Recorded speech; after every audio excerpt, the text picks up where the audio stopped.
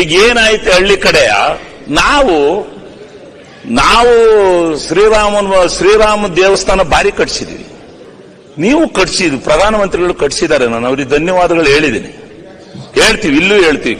ಅವರು ಈ ದೇಶದ ಪ್ರಧಾನಮಂತ್ರಿಗಳಾಗಿ ರಾಮ ಮಂದಿರವನ್ನ ಕಟ್ಸಿರೋದ್ರಲ್ಲಿ ನಮ್ದೇನು ಭಿನ್ನಾಭಿಪ್ರಾಯ ಇಲ್ಲ. ಜೈ ಶ್ರೀರಾಮ್ ಅಂತ ಹೇಳ್ರಿ ಗೌಡ್ರೆ. ನಾನು ಜೈ ಶ್ರೀರಾಮ ಅಂತೀನಿ, ಅದ್ರ ಬಗ್ಗೆ ಬಿಡ್ರಿ. ನಾನು ಎಲ್ಲಾ ದೇವರಿಗೂ ಹೋಗಿ ಪೂಜೆ ಮಾಡಿಸ್ಕೊ ಬಂದಿದ್ದೀನಿ. ನಿಮ್ಗೇನ್ ರಾಮನ್ನೇನ್ ಗುತ್ತಿಗೆ ಕೊಟ್ಟಿಲ್ಲ, ಬಿಜೆಪಿಯವರಿಗೆ ಗುತ್ತಿಗೆ ಏನ್ ಕೊಟ್ಟಿಲ್ಲ ನಿಮ್ಗೆ. ಶ್ರೀರಾಮನ ಭಕ್ತರು ನಾವು, ಭಕ್ತರು ನಾವು. ಶ್ರೀರಾಮನ್ನ ನಾವು ಪೂಜಿಸ್ತೇವೆ. ಯಾರು ಜಾಗ ಕೊಟ್ಟರೆ ನರಸಿಂಹರಾವು, ವಿ ನರಸಿಂಹರಾವು ಜಾಗ ಕೊಟ್ಟರು. ಪಿ ವಿ ನರಸಿಂಹರಾವು. ನೀವು ಅದು ಬಿಟ್ಬಿಟ್ಟು ಏನೋ ಗುತ್ತಿಗೆ ತಗೊಂಡವ್ರಿಗೆ ವಿ ನರಸಿಂಹರಾವ್ ನೀವು ಶ್ರೀರಾಮಚಂದ್ರ ತ್ರೇತಾಯುಗದಲ್ಲಿ ಯಾತಕ್ಕೋಸ್ಕರ ಬಂದ? ವಿ ನರಸಿಂಹರಾವ್ ಶ್ರೀರಾಮಚಂದ್ರ ಹೇಳ್ರಿ. ಅದೇ ಇವ್ರೆ ಯಾಕ್ರಿ ಡಿಸ್ಟರ್ಬೆನ್ಸ್ ಮಾಡ್ತೀರಾ? ನೀವೊಂದು 3 ಜನ ಸುಮ್ಮನಿರಪ್ಪ. ನೀವು ಮಂಗಳೂರಿನವರು ಶ್ರೀರಾಮನ್ ಭಕ್ತರು ಅಂತ ಗೊತ್ತಾರೆ.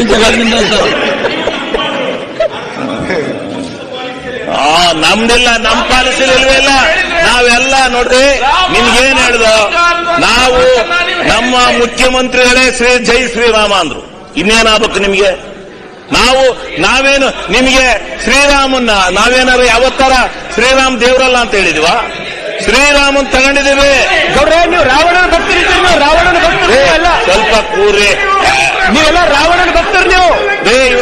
ನೀನು ನಾವು ಹೇಳಿದ್ಕೆ ಉತ್ತರ ಹೇಳಿದ್ವಿ. ಇವರು ಮಾತಾಡೋದು ಇವ್ರೆ, ನಾವು ನಿಮ್ಮಿದೆಲ್ಲ ಬಿಜೆಪಿ ರಾಮಲ್ಲ, ಶ್ರೀರಾಮ.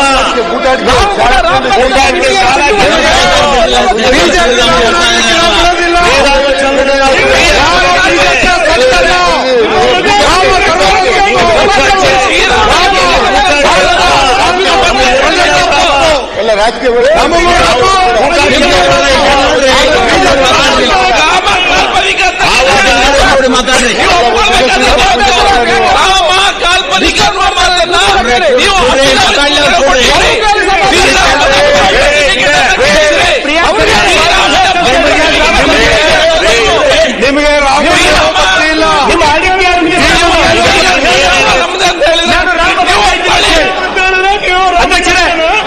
ಇವರು ಶ್ರೀರಾಮ ಕಾಲ್ಪನಿಕ ಅಂತ ಹೇಳಿದ್ರು ಇಲ್ವಾ? ರಾಮನ ಬಗ್ಗೆನೇ ಹೇಳಾತಾರೆ. ನಿಮ್ಗೆ ಗೊತ್ತಿಲ್ಲ. ನಿಮ್ಗೆ ಪ್ರಿಯಾಂಕ್ ಖರ್ಗೆ ಅವ್ರ ಕಡೆ ನಾವು ಒಪ್ಪುತ್ತೀವಿ. ಜೈ ಶ್ರೀರಾಮ ರಾಮನ ಭಕ್ತರಿದ್ದಾರೆ.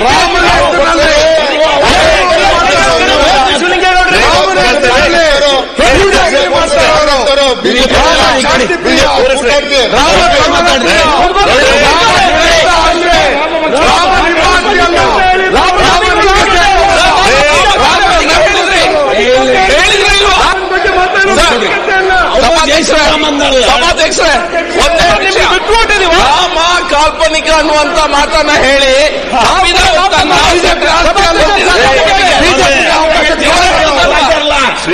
ಶ್ರೀರಾಮ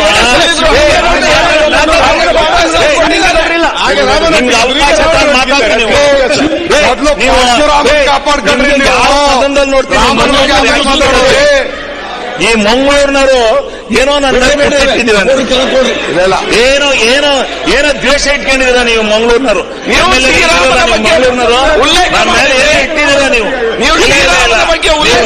ಯಾವ ಭಾಷೆ ನಾವು ಮಾತಾಡಿದ್ದು ಇಲ್ಲಿ ಮಾತಾಡೋದಿಲ್ಲ. ಚಂದ ರಾಮನ ಬಗ್ಗೆ ನೀವು ರಾಮ ಕಾಲ್ಪನಿಕ ಅಂತ ಹೇಳಿದ್ರಿ. ಕಾಂಗ್ರೆಸ್ ಪಾರ್ಟಿ ನೋಡ್ರಿ ನೋಡಿ ಅಧ್ಯಕ್ಷರೇ, ನಾವು ಗ್ರಾಮೀಣ ಪ್ರದೇಶದಿಂದ ಬಂದಿರುವಂತರು. ನಮಗೆ ಈಗ ಶ್ರೀರಾಮಚಂದ್ರ ದೇವರಲ್ಲ, ನಮ್ಮ ಸನಾತನ ಧರ್ಮದಿಂದ ನಮ್ಮ ಶ್ರೀರಾಮಚಂದ್ರ ದೇವರು, ನಾವು ಶ್ರೀರಾಮಚಂದ್ರನ ಆಜ್ಞಾಪಾಲಕರು, ಶ್ರೀರಾಮಚಂದ್ರನ ರಾಮ ಮಂದಿರನ ಅನಿವ ಕಟ್ಟಬೇಕಾದಂತ ಸಂದರ್ಭ ಬಂತು. ಈಗ ಅವ್ರು ಪ್ರಧಾನಮಂತ್ರಿಗಳಾಗಿದ್ದಾರೆ, ಅವ್ರ ಪಕ್ಷ ಅಧಿಕಾರದಲ್ಲಿದೆ, ಅವ್ರು ಕಟ್ಟಿದ್ದಾರೆ. ಅದು ಬಿಟ್ಟರೆ ನೋಡಲಿ ಮತ್ತು ಅದನ್ನ ಮಾತಾಡಿರಿ ಅಂತ ಇದು ನಿಮ್ಮ ಅಭಿಪ್ರಾಯನ ಕಾಂಗ್ರೆಸ್ ಪಾರ್ಟಿ ಅಭಿಪ್ರಾಯ? ನಾನು ಸಭಾಧ್ಯಕ್ಷರೇ, ನೀವು ಸದನಕ್ಕೆ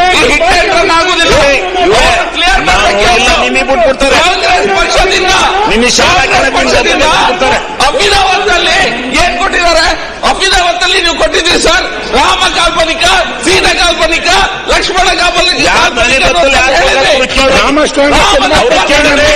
ಸರ್. ನೀವು ಅವ್ರನ್ನ ಕೇಳಿ. ಕಾಂಗ್ರೆಸ್ ನೀವು ಇದನ್ನೇ ಹೇಳ್ತೀನಿ. ಕಾಶಿ ಮತ್ತು ಮಥುರದ ಬಗ್ಗೆ ನಿಮ್ಮೇನು ಅಭಿಪ್ರಾಯ?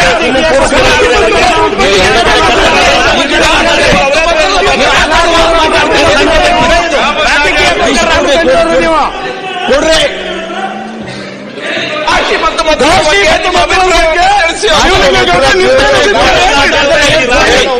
ನೀವೇ ಏನು ಕಡಿಕೆ ಕಡಿಕಿಲ್ಲ, ನಮ್ಮ ಕಡೆ ದೇವರು ಬರ್ಬೇಡ್ರಿ, ಕೂತ್ಕೊಡ್ರಿ. ಬರತ್ತೋ ಸರ ಶಿವಲಿಂಗೇಗೌಡರು ಮತ್ತು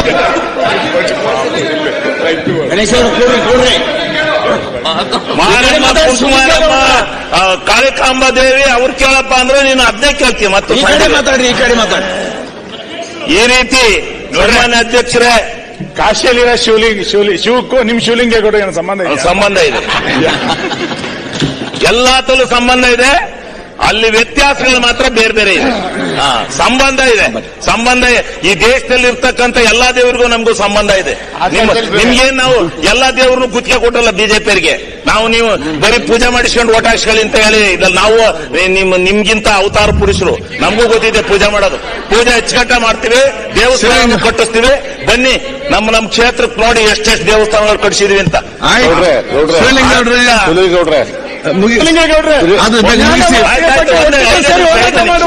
ಆಮೇಲೆ ಶಿವಲಿಂಗೇಗೌಡ್ರೆ ಜ್ಞಾನವಾಪಿಯ ಬಗ್ಗೆ ಇರ್ರಿ ಸ್ವಲ್ಪ. ಶ್ರೀರಾಮಚಂದ್ರ ಎಲ್ಲ ಹಿಂದೂ ದೇವರು. ನೀವು ಮಾತಾಡಿ ಶಿವಲಿಂಗೇಗೌಡ. ನಿಮ್ಮ ನೀವು ಮಾತ್ರ ಹಿಂದೂಗಳು, 5 ದಿವಸ ಹಿಂದೂಗಳು. ನೀವು ಕೇಳ್ರಿ, ನೀವು ಓಟ್ ತಗೊಳಕ್ಕೆ ನೀವ್ಯಾವ ಅಕ್ಕಿ ಕಾಳ